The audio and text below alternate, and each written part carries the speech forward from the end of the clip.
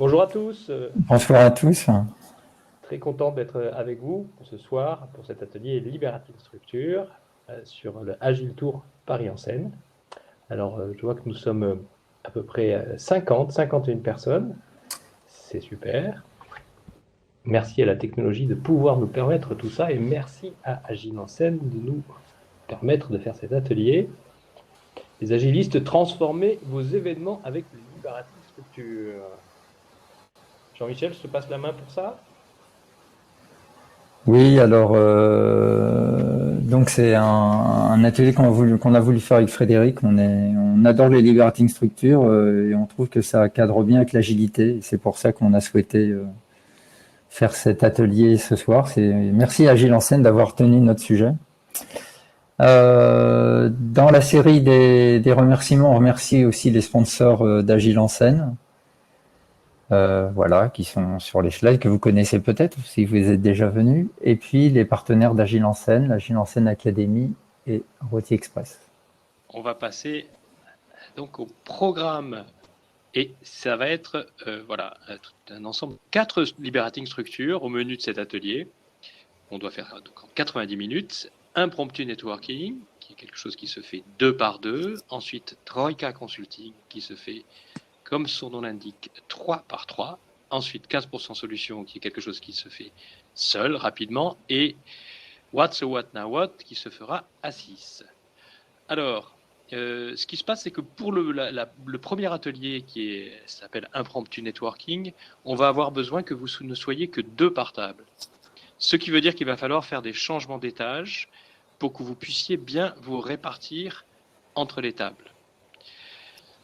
Les consignes générales pour l'impromptu networking sont les suivantes. Alors, vous aurez en fait, pendant cet impromptu networking, des questions auxquelles vous répondrez 2 par 2. Donc, vous allez vous placer sur des tables avec des personnes, si possible, que vous ne connaissez pas. Vous allez vous placer en paire par table et ensuite, vous aurez des questions auxquelles vous allez répondre en simplement 1 minute. La première personne répondra aux questions pendant 1 minute. Il y aura un panneau de changement qui va s'afficher sur l'écran et donc ça voudra dire qu'il faudra que la deuxième personne réponde aux questions pendant encore une minute. C'est très time-boxé. Et le timer est calé à 2 fois 1 minute, donc quand le timer change, ça veut dire que vous changez de personne. Enfin, vous changez de rôle. Vous changez de rôle à l'autre. Ensuite, il va y avoir le panneau de fin qui va s'afficher et il faudra changer de table pour une des 2 personnes, c'est-à-dire que c'est la première personne qui aura parlé qui quittera la table et qui ira à la table de droite dans la salle. Évidemment, si vous êtes au bout d'une rangée, ben, vous allez chercher une table disponible en début de rangée suivante. Et si vous êtes tout en bas de la dernière rangée, vous remontez tout en haut. Donc c'est un petit jeu de chaises musicales virtuelles que vous allez faire.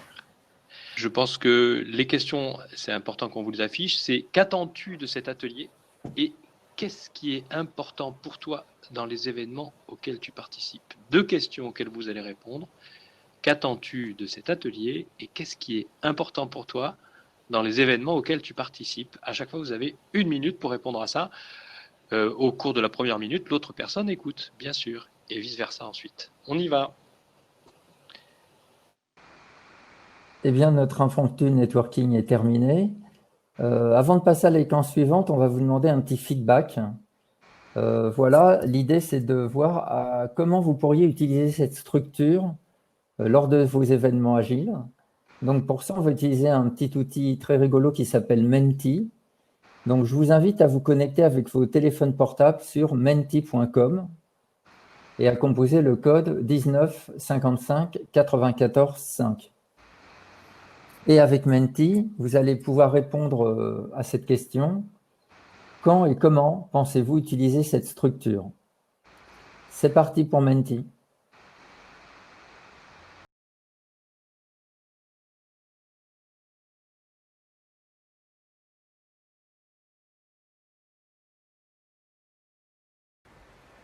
Alors, merci à tous pour ces retours sur Menti. Très rapidement, quelques règles de vie traditionnelles pour l'atelier.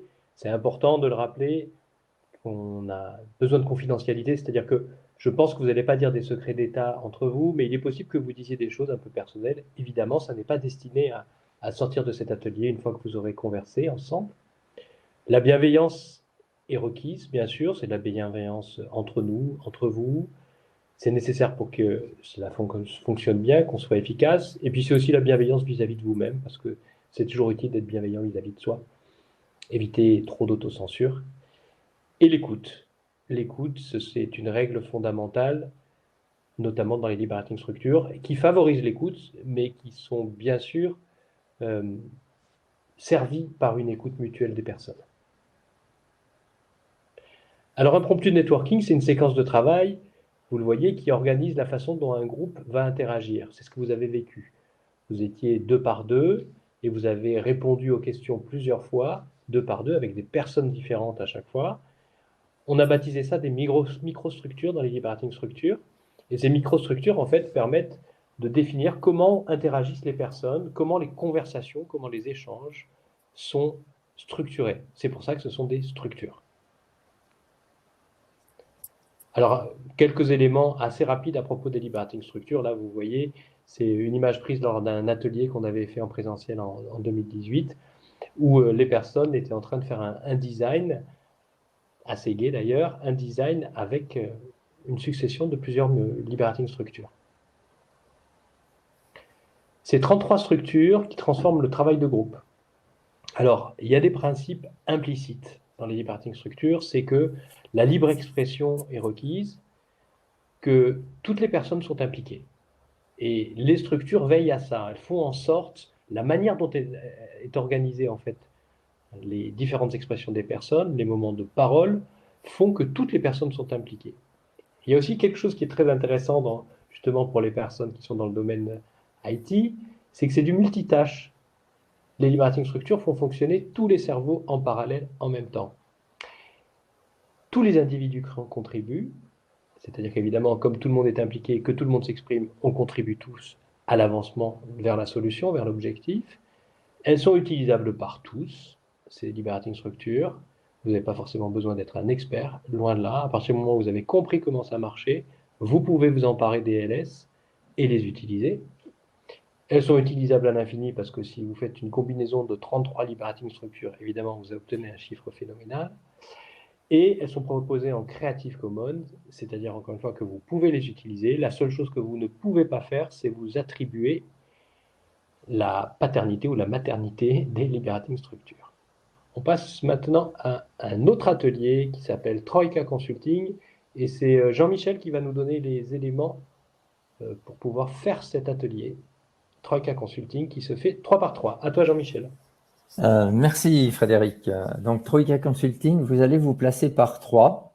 Vous étiez par 2 pour la séquence précédente. Là, vous allez vous passer par 3. Et le grand objectif de cet atelier, c'est d'arriver à obtenir une aide constructive, chacun à son tour, pour présenter un problème, un enjeu, une incertitude ou une difficulté pro-perso sur laquelle il souhaite avoir une aide et des conseils.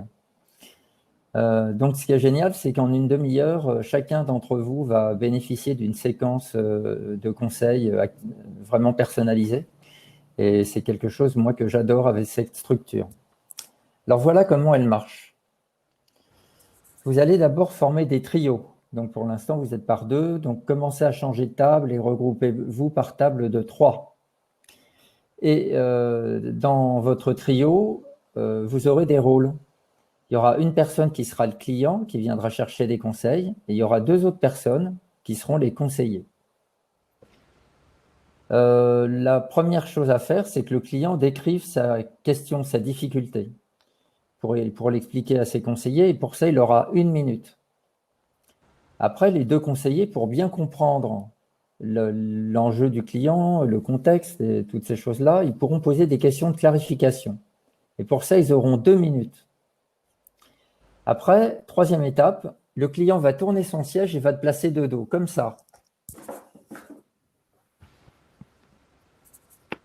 pour ne pas voir ses conseillers. Et ses conseillers ne le verront pas non plus. Et pendant 4 minutes, les 2 conseillers pourront donner des conseils, échanger, proposer des idées, échanger des suggestions. Pendant ce temps-là, le client, lui, qui leur tourne le dos, peut prendre des notes sur son cahier. Et après, au bout des 4 minutes, le client fait à nouveau face au consultant, les remercie et précise ce qu'il va conserver des conseils qu'il a entendus. Et cette séquence va durer une petite dizaine de minutes. Et quand elle est terminée, on répète la consultation, vous changez de rôle. Donc, l'un des conseillers deviendra client et le client deviendra conseiller à son tour. Et on fera trois fois la séquence. Vous êtes prêts? Alors, Vous êtes juste, partant évidemment, je veux juste insister sur le timing, parce que bien sûr, comme c'est assez cadencé, il faut que vous soyez attentifs les uns les autres au timing pour que les 3 personnes de votre trio puissent passer. C'est bon? On y va. Alors, rebonsoir à tous. J'espère que vous avez eu des super consultations et que ça s'est bien passé. Vous avez pu trouver 3 personnes. Ah, que c'est dur d'être coupé comme ça. Oui, Gwenan, désolé. Nous allons passer à une autre structure tout de suite. Alors, Jean-Michel, tu peux présenter la structure suivante? Oui, alors la structure suivante s'appelle 15% solution. Voilà, 15% solution. Donc, 15% solution, une structure pour découvrir et se concentrer sur ce que chacun a la liberté de faire et les ressources qu'il peut mettre en œuvre immédiatement sans attendre d'aide ou de prétexte ou de choses de l'extérieur. Donc voilà, une 15% solution, c'est quelque chose que vous pouvez faire immédiatement sans avoir besoin d'une liberté supplémentaire, de ressources, d'une permission, d'une responsabilité que vous n'auriez pas ou d'un pouvoir de contrôle que vous n'auriez pas. Donc c'est vraiment quelque chose qu'on va aller chercher en soi pour voir comment on peut avancer face aux difficultés, aux enjeux qu'on rencontre. Alors l'exercice que nous vous proposons, c'est à partir des solutions que vous avez entendues dans Troika Consulting ou de ce que vous avez retenu ou exploré dans Troika Consulting, c'est d'identifier quelle serait votre 15% solution pour faire progresser votre sujet ou votre difficulté. Voilà. C'est quelque chose que vous ferez en solo pour l'instant et vous aurez 2 minutes pour le faire. C'est parti. Et on dit que c'est parti. Voilà, c'est fini. Jean-Michel, tu peux prendre la suite. Et donc l'étape suivante, c'est partager par groupe de 3 vos 15% solutions. Donc vous restez avec dans le trio dans lequel vous étiez pour Troika. Et vous avez 2 minutes en tout pour partager entre vous vos 15% solutions. Et pour ça, on va repasser en mode floor. En mode floor, c'est parti. Est-ce que tu pourrais maintenant nous remettre l'image pour la dernière structure que l'on va faire, qui va s'appeler What, so what, now what?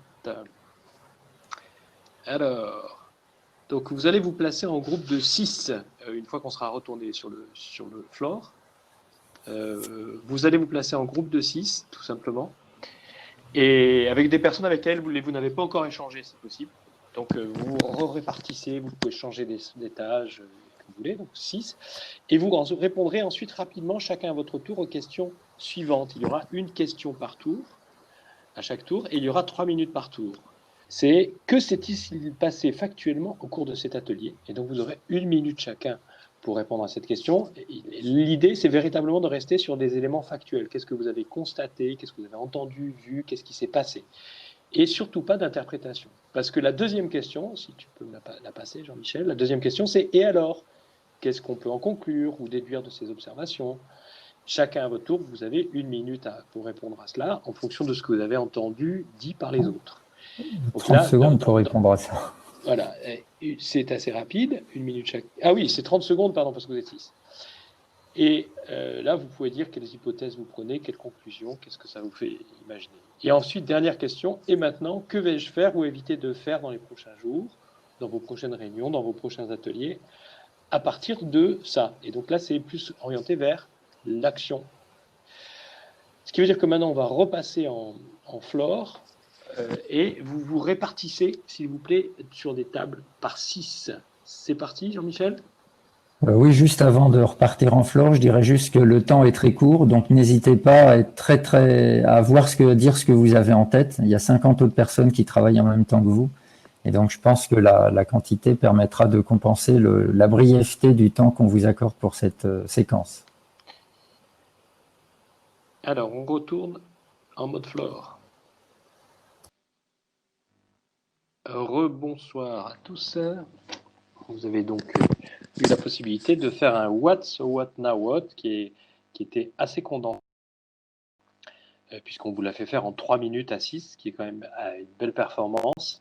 Vous avez vu que en fait, de faire le What, So What, Now What, ça permet d'aller dans une manière très, on va dire, structurée de réfléchir et de s'exprimer pour pouvoir en fait aller de la constatation vers l'évaluation jusqu'à éventuellement l'action à la fin. Pour aller plus loin avec les liberating structures, on a des ateliers d'immersion. On en a prévu un à Grenoble et vous êtes les premiers à le savoir parce que personne ne le savait encore, nous ne l'avions pas annoncé. C'est un atelier d'immersion qui va se passer le 4 et le 5 février prochain. Nous en avons un le 31 mars, le 1er et le 2 avril à Paris et un autre à Lausanne, mais on n'a pas encore défini la date. Et pour les informations, vous pouvez les trouver sur le site www.liberatingstructure.fr. Maintenant, Jean-Michel vient de nous présenter aussi une autre slide des ressources communautaires. Vas-y, Jean-Michel. Oui, alors, donc, il y a plein de gens qui travaillent autour des liberating structures pour les diffuser. Il y a une application qui existe sur Android et sur iOS dans laquelle il y a les 33 structures qui sont détaillées, expliquées. C'est une application très sympa qui est gratuite. Le site liberatingstructure.fr dont Frédéric vous a parlé. On a un groupe Meetup à Paris. On a un fil sur Slack Liberating Structure qui est Liberating Structure International et un fil en français.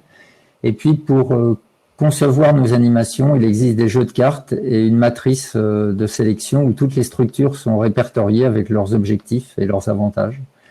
Et donc ça, c'est très utile pour faire du design. Il y a des outils très intuitifs et très visuels pour faire du design.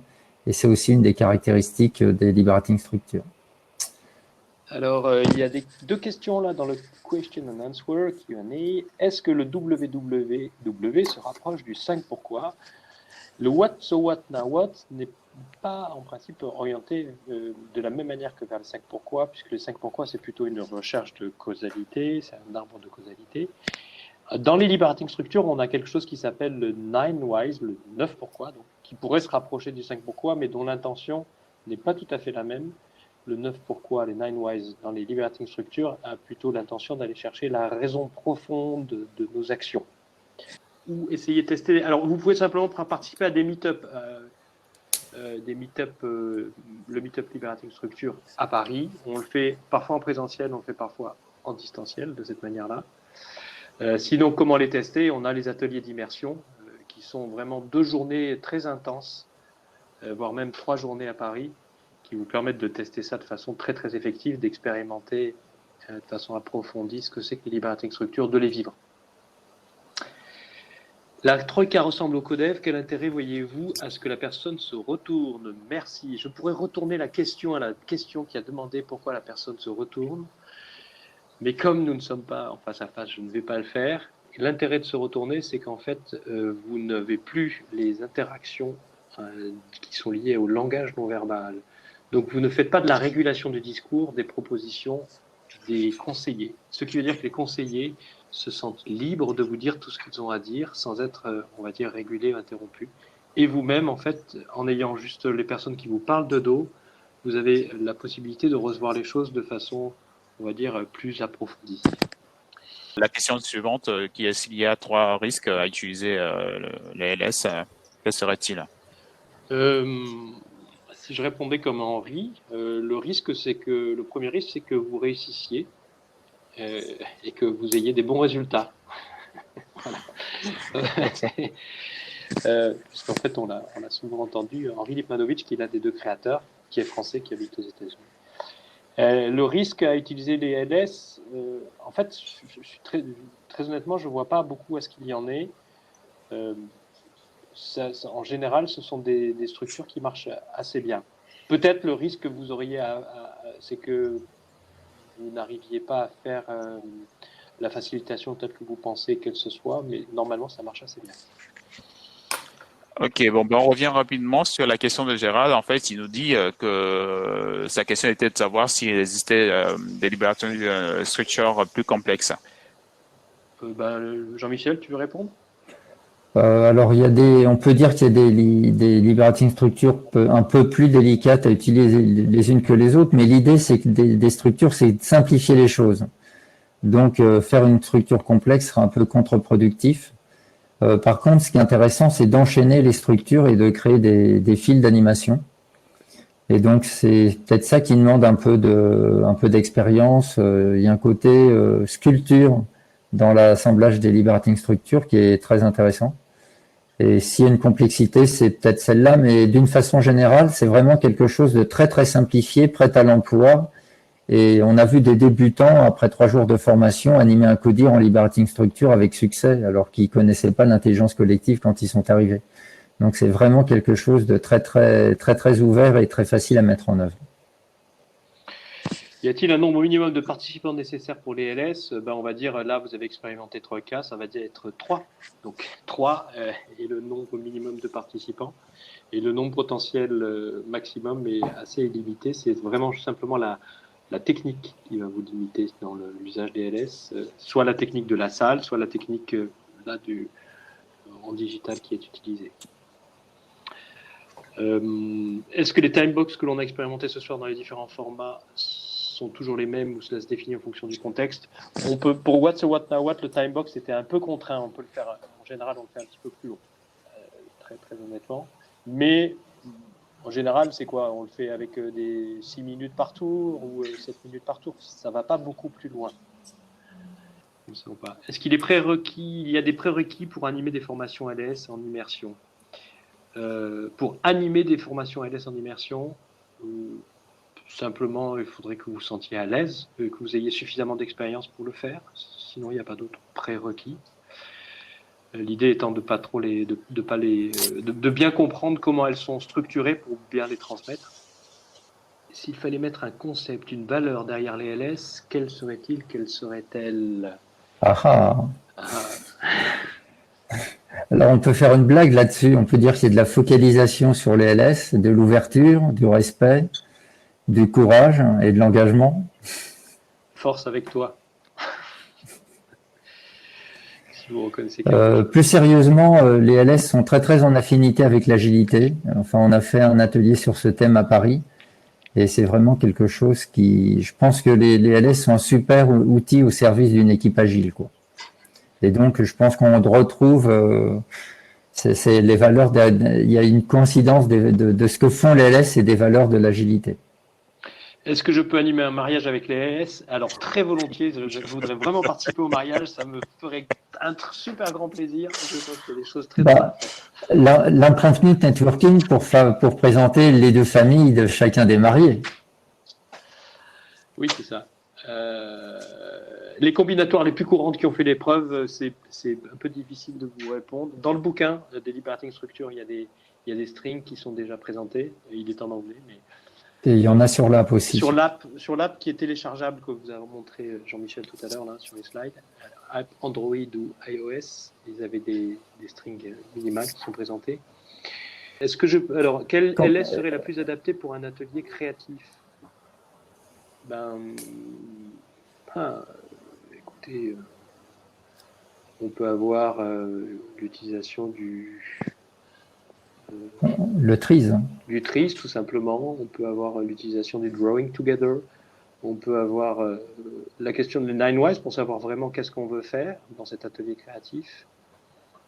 On peut avoir le What's a What Now What que vous venez de faire, pourquoi pas, même si ça paraît très structuré. Si on part sur des éléments qui sont des éléments de créativité pour savoir un petit peu les mettre en œuvre. Merci à vous et merci pour votre accueil. Merci à Gilles Ansen. À bientôt. Et à très bientôt.